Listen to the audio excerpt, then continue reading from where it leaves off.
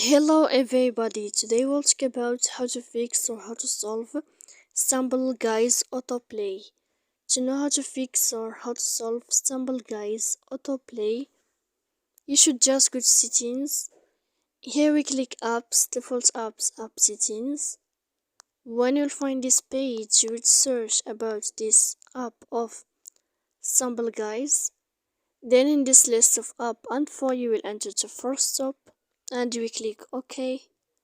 Here we click storage, then we click clear cache, and in the end you can turn off your phone. But before that, don't forget that don't click clear data, because that can make a lot of issues on your application.